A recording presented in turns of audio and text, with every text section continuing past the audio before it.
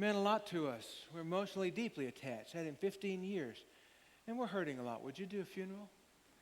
I've got dogs. And I've been wondering, when my dogs die, will I do a funeral? How many of you own dogs? And you feel that way about your dog? Thank you. Don't you feel that way? Would you do one for a cat?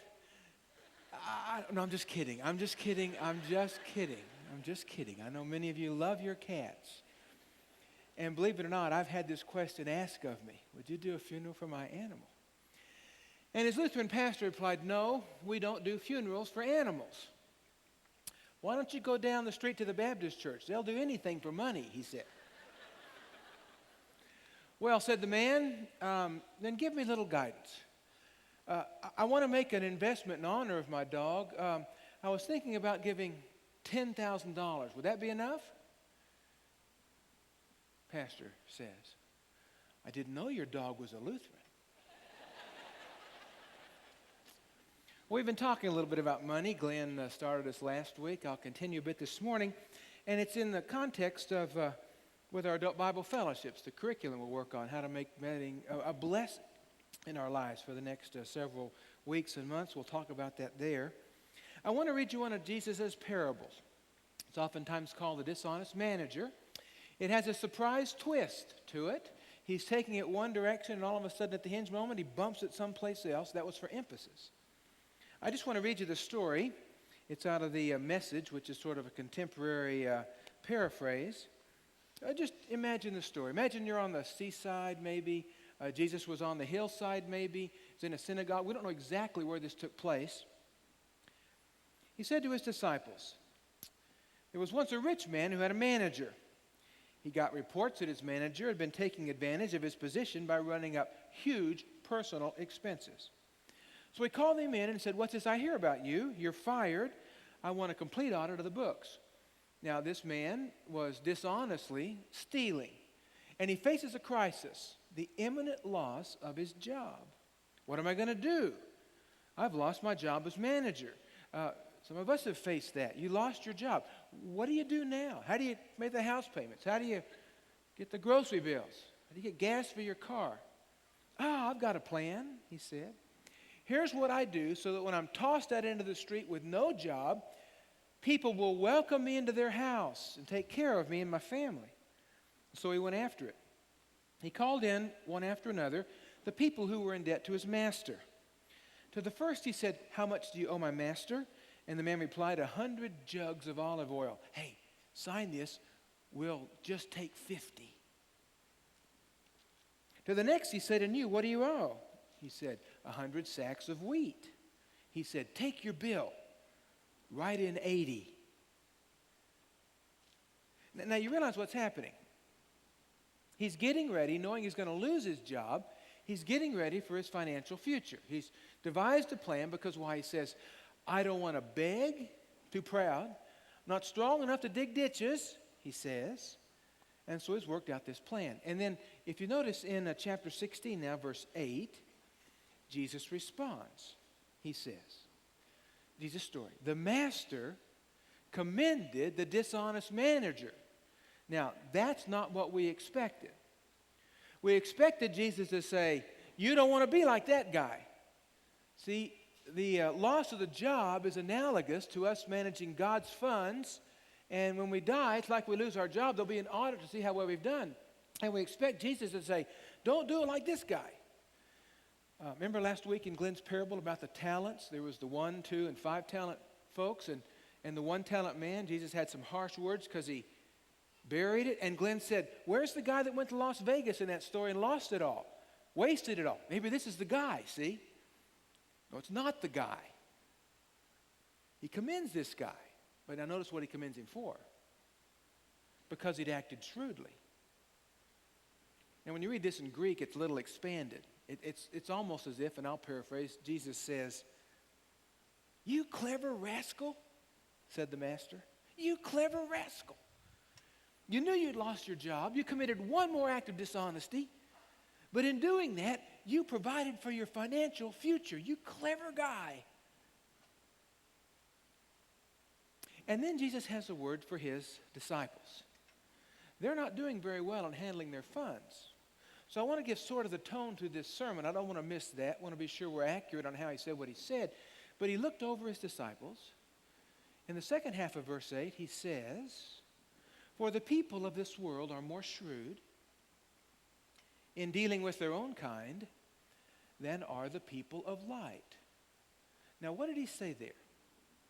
What did he commend there? Here's what he said. The people of this world are more shrewd in preparing for their financial futures than the children of light are in preparing for their eternal future. Now, I wonder how he said that. Let me tell you two stories. And they're both true. These aren't just stories. These are true stories, not just illustrations. Last week in the morning paper, George Will wrote an article about a retiring baseball umpire named Bruce Fromming. He was 50 years in professional umpiring, 13 in the minor leagues and 37 in the major leagues. And George Will was talking about, integrity. It's not in the NBA apparently, or at least it's questionable, but in Major League Baseball, it's pretty solid. He was commending this guy who had umpired over 6,000 games, had called 370,000 balls and strikes. And he asked him, on close plays, do you give the benefit of the doubt to the best players? He said, never. George Will asked him, when it's late in August and you're down in Tampa Bay before a small crowd and nobody cares about the outcome, do you kind of let your mind wander? Bruce Fromming said, never. Every pitch is important to somebody. Milt Pappas, some of you remember Milt Pappas, was about to pitch a perfect game, 26 up, 26 down. He was facing his last batter, and he had 2 strikes on him. Perfect game, only 7 or 8 done in all the Major League history. And he threw a ball to try to get the guy to bite. He threw another ball, and they were already close, and a third ball and a fourth ball. And in the bottom of the ninth, 2 out, he ruined his perfect game. And afterwards, he was livid with Bruce Fromming. You could have called any one of those a strike. Yeah, but none of them were. It's integrity. It's honesty. He said early in his career, he was calling balls and strikes for Bob Gibson. Anybody have an old Bob Gibson baseball card? Remember who he was? Just for old time's sake. Bob Gibson was a fireballing, fastballing pitcher for the St. Louis Cardinals, and he's calling this game, and Bob Gibson is not liking Fromming's balls and strikes. And when the inning was over, Fromming remembers, Bob Gibson walked by, and as he passed me by, he looked over at me and said, you know what? You're better than that. And went on to the dugout. Fromming said, that's probably the deepest, most emotional moment I ever had in sports. You're better than that, said the great Bob Gibson. Another story. When I was in high school, I was a shipping clerk at the Vickery and Company Carpet Company. And every afternoon when I was at school and then through the summers, all the orders were made. We'd call in all these trucks from different trucking companies. They'd make pickups and take them back to the distribution points. And there were probably 20 different companies. I'd really gotten to know real well this one bobtail truck driver named, I've forgotten his name. But we chatted a lot, and I had just gotten a raise. $1.25. They added 15 cents to the government. I was now making $1.40. And one day he and I were talking on the dock, and you know how you do, complain about your salary, and said, can you believe they only raised us 15 cents? Man, I'm working really hard making $1.40, and he commiserated. And the very next day, time to call the trucks. T&P had an order, Texas and Pacific. And I called, gave our address, and they send over my friend, and we chat a little bit. And I can't find the order. I can't find the carpet. Well, I guess it was just some mistake. So he left, and about 10 minutes later, a salesman brings back the order. So I had to call him back. Now, they didn't want to go to any place twice. He was really ticked. So when he came back, I'm loading the carpet in. He looks up at me, and he says to me, you know what? You're not worth minimum wage. Boy, don't you think that hurt? Now, I wonder how Jesus said this statement. Disappointment. You fools. You stupid clodheads. Don't you see that the children of darkness out there do a better job than you're doing? You're not worth minimum wage. You think he said it like that? I don't. I don't think he treated his followers like that. He talked to the Pharisees like that, but not his followers. I think he might have said something like this. You know, guys, now look what he calls them. Children of light. You children of light, guys. You know the kingdom. You know how it works. You know what? You're better than that. You're better than that.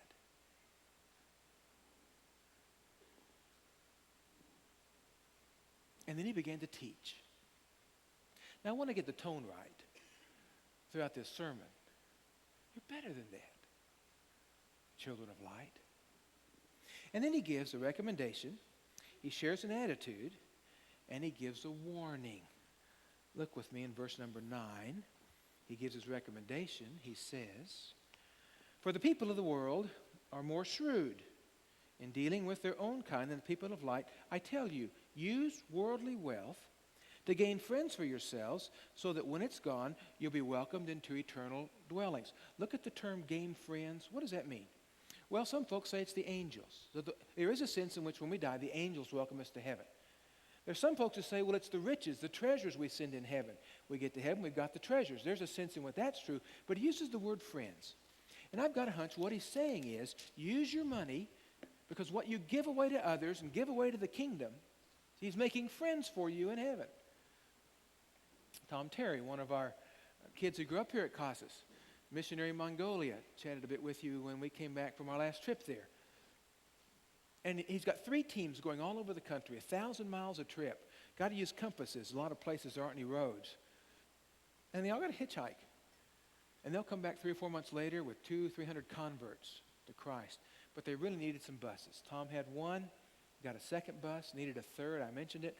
And so a week or 2 ago, a couple comes to me, slips me a check for $12,000 to buy their third bus. Tom was really excited. Now here's the point. They just invested $12,000 in the kingdom. And, you know, who knows how many folks are going to become Christians because of this team. And here's the point. When this couple dies and go to heaven, all these people who became Christians because of their gifts will be standing there welcoming them into heaven. See, you'll make friends for yourself. And then he gives an attitude. Look at verse 10. Here's the attitude. Whoever can be trusted with very little can also be trusted with much. Who's ever dishonest with very little will also be dishonest with much. He's talking there about an attitude, isn't he? This ties back to what Glenn talked about last week about those 3 jars. Remember? Most economists wouldn't put it in terms of 3 jars, but it's a very biblical picture. There's the live jar. There's the give jar, the save jar and the give jar. And the live jar, remember Glenn talked about, are all the expenses we have. They're, good, bad, whatever it takes to live. Car payments, gasoline, house payment, grocery bills, surfboards. Remember Glenn talked about his surfboards? The guy who had 45 of them. Just how many surfboards do you need? I got to thinking, I got over 100 golf clubs in my garage, Well, I've been collecting 50 years almost. Got the first putter I ever owned. Why? You just might need one of these someday, see? You just might need one of them. Just whatever it takes to live. And then most of us save, and then we give. We've got this completely backwards. The biblical teaching is, well, before I look at that, let's be sure we understand what this means for most of us. It works like this. Because we don't save anything, we don't have anything left to give. We spend it all on our live box. So soon it's live, charge it, and give up. No. The biblical attitude, we're talking about biblical. You handle a little, you get much. If you can't trust you with a little, can't trust you with a lot. See, the biblical model is we give, then we save, and then we live. How much do we give? Well, that's an interesting question. It all depends on your attitude. I have here $9. And we're so prone to reason. If I just had a little more, then I'd get my attitude right. I don't have any money to give, 10%-ish, the Bible teaches, or to save. The Bible talks about 10% or so for that. I don't have any money for that because I spent it all in my live box. But if I just get the kids out of college, then I can get my attitude right and do this correctly. You know, if we can just get the house paid off, then you fill in the blank. The problem is, as Glenn said last week, and Jesus would teach here, it never happens that way. Got $9 here. That means maybe 90 cents goes to giving to the kingdom in places, and 45 cents goes to saving. But you're not doing that. You've got $9 in your live box. What would happen if you got $10? Would you change your pattern then? How about $11?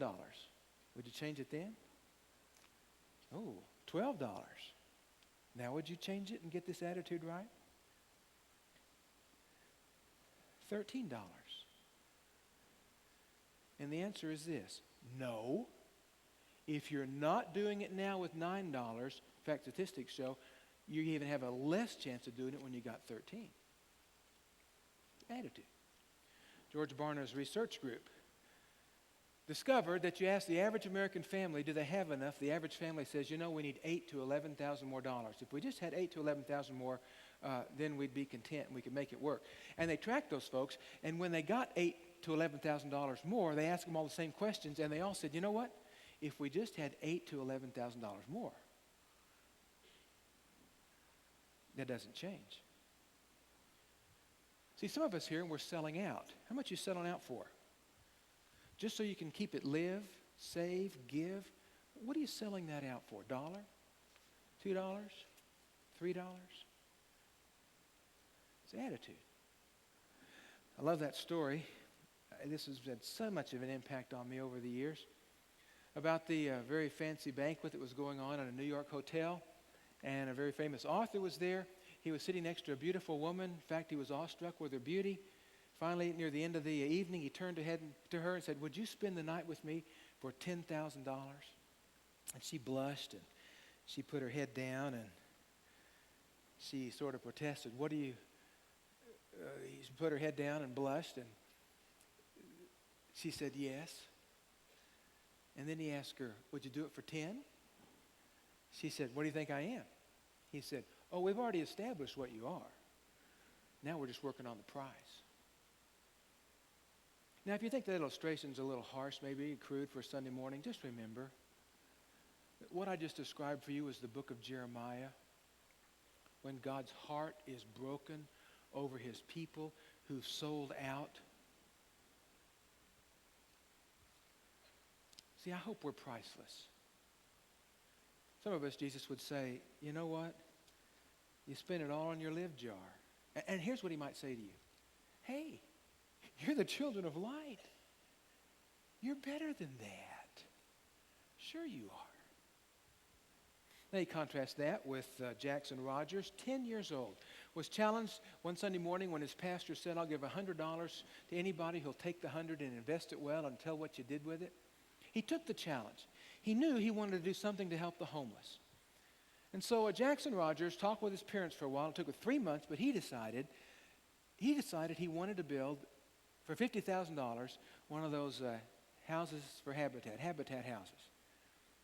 But he only had 100. So here's what he did. He sat down, he wrote out in his own little notebook paper, in his own hand, a request of what he was doing, and with $100, he bought 200 envelopes and paper and stamps and sent it out to friends and family.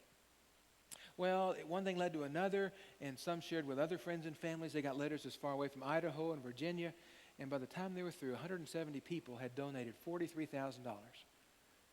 When his church discovered he was just $7,000 short, one Sunday morning took an offering, covered the whole $50,000.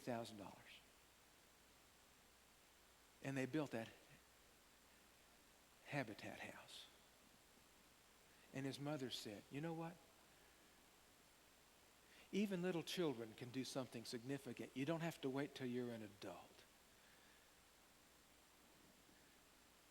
And Samantha Ramirez, who received the house with her family, said, when our kids found out it was a 10-year-old, they couldn't believe that out of the goodness of his heart we get this house.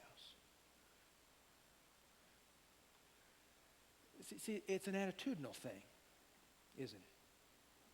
And look what Jesus says in verse 11. He says here, so if you've not been trustworthy in handling worldly wealth, who will trust you with true riches? What are true riches? Well, the only thing this can be are the riches of heaven. Verse 12, and if you've not been trustworthy with someone else's property, who will give you property of your own? Now that's interesting because this is the only place in the Bible that tells us when we get to heaven we're going to own things. See, down here the Bible's very clear. We don't own anything. God gives us resources. We manage these well. Of course, a lot of it goes to live on and take care of things. Some of it's to be invested in the kingdom. We're managing for Him. We never own a thing. But when we go to heaven, it's the first time we're ever told we actually become owners of wealth. And then He gives the warning, verse 13. No servant can serve two masters. Either he'll love the one and hate the other, or he'll be devoted to the one, despise the other. You cannot serve both God and money. Now that's a bad translation with the word money. There's nothing wrong with money. Just money. In Greek, the word is mammona, and mammona was a foreign god. And what he's saying is you got a choice. You can serve the God Jesus Christ, or you can serve the god mammona. It's a rival god, but you cannot serve both. Now, a lot of folks have tried it.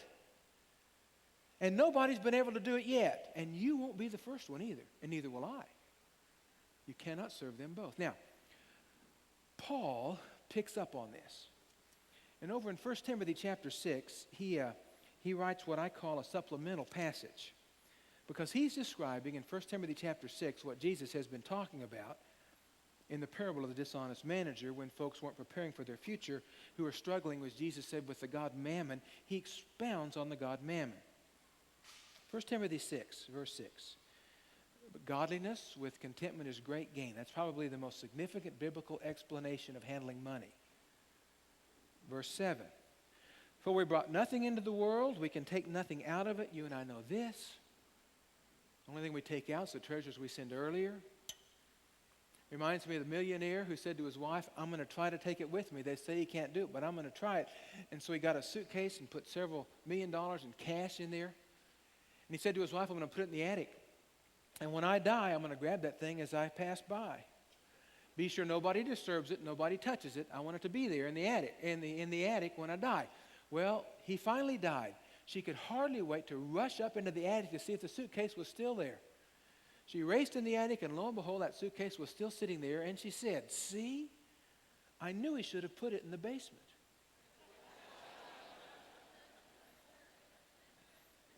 But of course, you can't take it with you. So he says in verse 8, kind of the summation, but if we have food and clothing, that'll be enough. Bare essentials. That's enough. And then verse 9, it gets really, really serious. People who want to get rich fall into temptation and a trap, into many foolish and harmful desires that plunge men into ruin and destruction. Pretty strong words. If your goal is to get rich, how many times do you hear that on the internet, on the television set? You can get rich. If your goal is to get rich, there's a giant trap. Verse 10, for the love of money is the root of all kinds of evil. Now, I never said money's evil. It's the attitude. See, you know you're loving money if your family works off of live, save, give, and there's nothing left over after you've filled up the live jar. You're bowing down to mammona as your God, is what he's saying here. Some people, eager for money, have wandered from the faith. Now that's interesting. He's writing here to Christians. It's possible for a Christian to get so distracted that they wander away from the Christian faith. Now that's an intriguing statement.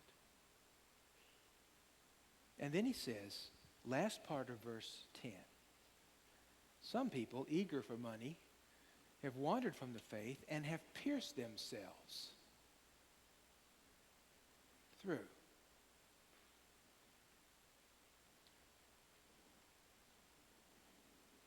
That's an interesting statement. I wonder what that might look like. Could that look like bowing down to mammona? Well, there's more to it than that. But just to be sure we understand what he's getting at here, you and I could call this mammona. We could call this materialism. Let me show you how to know if you're bowing down to mammona. It's real simple. Here are some symptoms of mammona. Number one, overspending.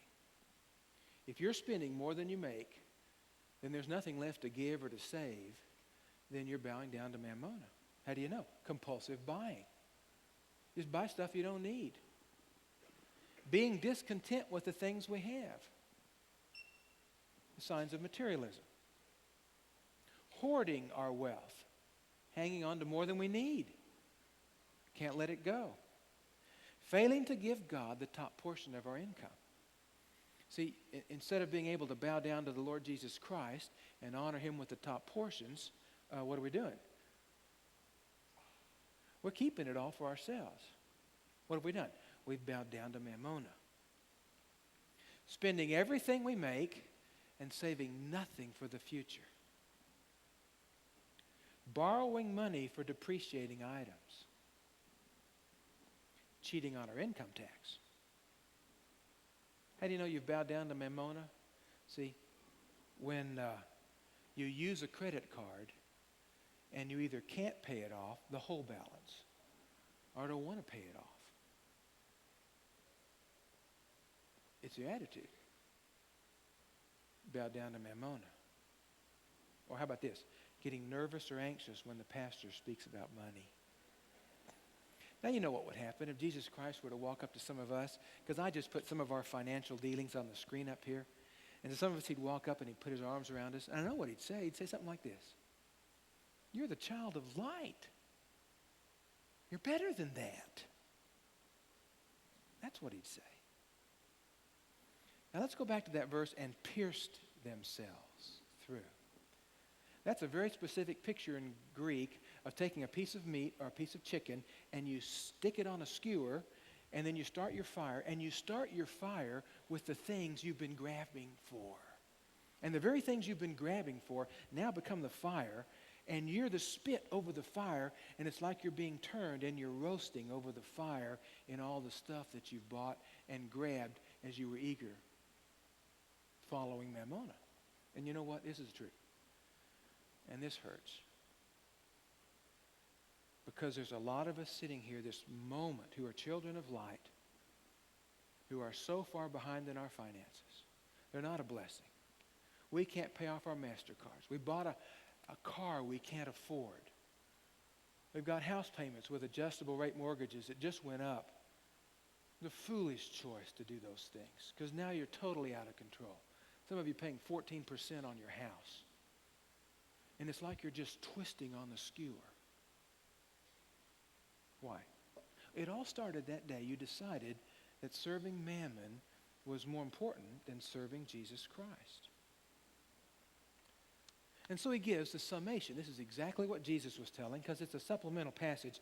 He says in verses 18 and 19, command those to do good, to be rich in good deeds, to be generous and willing to share. See, there's the give comes first. In this way, they'll treasure up for themselves a firm foundation for the coming age, so they can take hold of the life that's truly life, he says. You see, unless we are involved in a continuous focus with the right give, save, live prospectively, we will drift automatically towards mammona.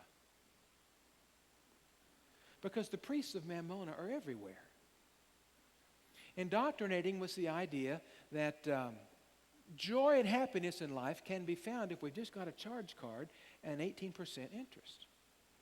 And we're being programmed to seek a higher standard of living as we watch the television set. We're being programmed to borrow money for depreciating items. We're being indoctrinated to buy all kinds of things we just don't need. And it happens automatically. And the only antidote is when you and I confess the fact we've been serving mammona, and we turn to Jesus Christ and say, would you please forgive me? I've been serving the rival God. Isn't it interesting this is the only God that Jesus puts up as a rival to him? Forgive me. And Jesus would say, I've been wanting you to stay to that because you're a child of the light. We can straighten this thing out. Because you're better than that. Sure you are. Now let me illustrate. I want you to reach in your pocket and pull out your billfold, okay? I love this illustration because it's gripping, I think. So take out your billfold. Everybody take out your billfold. Take out your purse. Take it out. Go ahead. It's okay. Brian, take it out. Oh, you got it out. Okay, it's right there. Okay, everybody hold up your billfold to your purse. I want to see it here. Okay, good. Everybody's got their billfold out. Do you have yours out? Yes? No? She has all the money. That's okay. That's all right. Here's what I want you to do. I want you to take your billfold. Are you nervous? Well, you ought to be. I want you to take your billfold and turn in front or behind and give it to somebody you do not know. Would you do that, please? Give your billfold to somebody. You cannot give it to a friend or relative. I want you to give your billfold to somebody you don't know.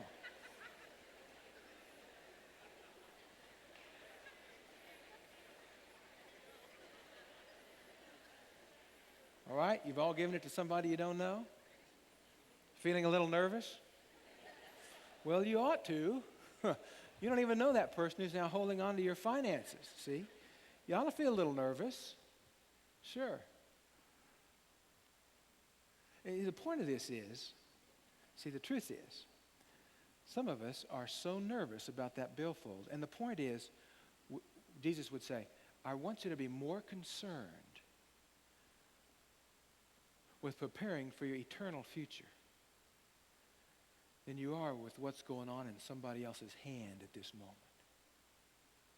See, most of you are tempted to look around. Even as I speak, you're kind of peeking. What are they doing in my billfold? See?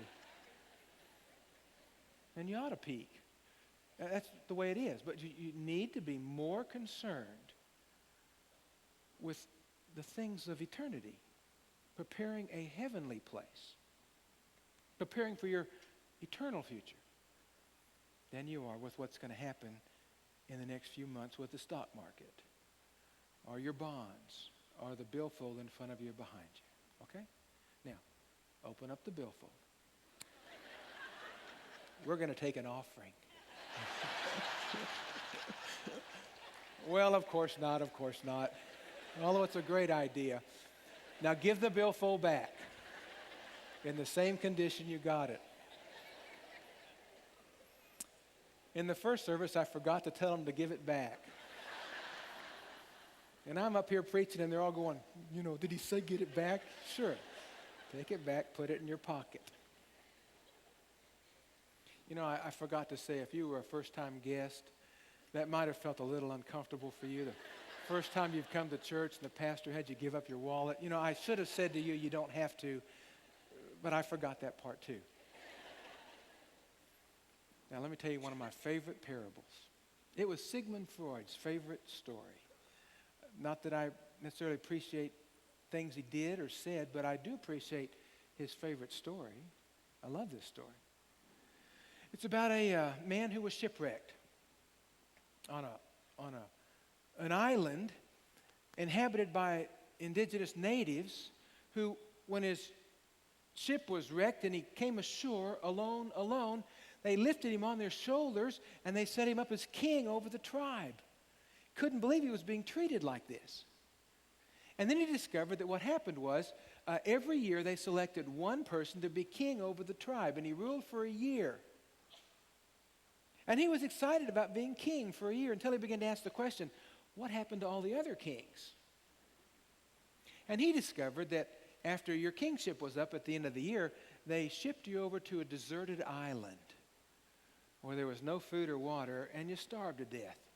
And the island had a whole series of skulls and skeletons over there from previous kings. So he thought about that for a while, and here's what he did. He called his carpenters together and began building some boats. He called his farmers together and got some fruit trees and some seeds and some plants. And he got some more carpenters together, and he sent them all over there to that banished island. And they built buildings, and they planted crops. And when his year was up, he was banished to a place of abundance. If Jesus were to be here, he'd kind of put his arm around you. And what would he say? Well, close your eyes for a moment. Just close your eyes. Meditate with me for just a moment. You know, this is really for children of light in one sense who've been a Christian for a while. And I do want to be sensitive if you're not a Christian or here for the first time. This might be a little awkward. But we're just trying to bring out what Jesus was teaching in this parable. So I want you to picture Jesus. However you want to picture him. Long flowing robe, nice sandals. And he comes over to you and he's kind of looking at, how you've done with your attitudes and where your money's gone. And the Bible says he does that anyway. And some of you, he'd put his arms around and he'd say, you know what? Well done. You've got the right attitude. You've got it well balanced. You give first and you're saving some, just like Proverbs talks about at length. And you're living on the rest. You're doing really, really well. You're preparing for yourself in your eternal home. To some of you, he would say that. To others of you, he would put his arm around you and say, you know what? You're wishing you could give. You're wishing you could save. But you just got everything in that lid jar. You're children of light. Now listen to him. Maybe he whispers in your ear, you know, child of light, you're better than that. You're better than that. And I know how your heart is. If you're living with that bow down to mammona attitude, and it's got you in deep trouble, I know some of you are in deep trouble this morning. And the bills come in and you just struggle which ones you're going to pay first. And you'd love to do things for the kingdom, but there's just nothing there. And I know that you hurt over that. And I know you're hurting, and I'm sorry for that. And maybe you'd just like to imagine yourself looking up at Jesus. And what would you say? You know, I'd say something like this. I am so sorry. I got sucked in really early to bowing down to mammona. I've spent everything I had. I'm up to my ears in debt. I'm so sorry, Jesus. And Jesus might say something like this. You know, you've been breaking my heart, child. You've been breaking my heart. It hurts me to see you hurt so badly. And then imagine Jesus got his arm around you and he says something like this. You know what? We can work this out. It may take a little while to get out of this hole, but together. Nobody needs to work out of their financial problems alone, he says. So why don't we link up? And I'll speak to you. And I'll teach you from the scriptures. And together, we're going to get you off that spit. We're going to take you away from that fire. You're better than that. And one day I want to hold you and I want to say, well done, good and faithful servant. Because you're a child of the light, aren't you?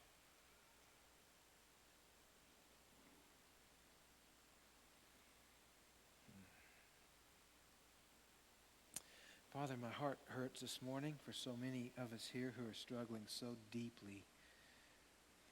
Lord, for a lot of us who just can't make ends meet, I know there's a lot of pain in a lot of our families. There's a lot of marriages which are really struggling over finances and the arguments and the struggles that take place. And Lord, of course, my heart would be that every one of us, and I pray for this, that you touch every one of us to get that attitude correct, to get a biblical model like you've laid out for us. That, Father, when there are needs around us, we can meet those needs. I know every one of us would love to do that. So listen to our hearts.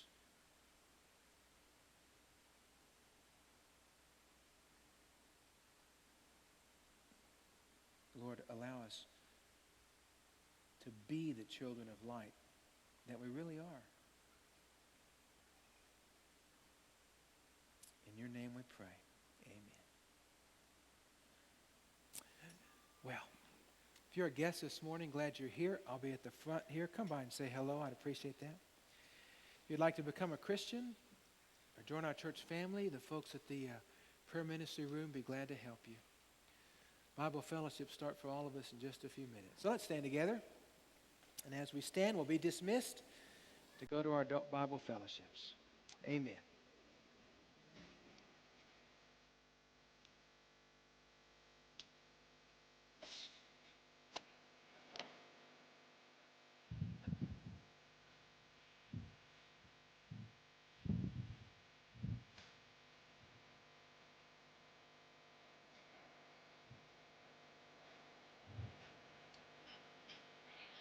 What?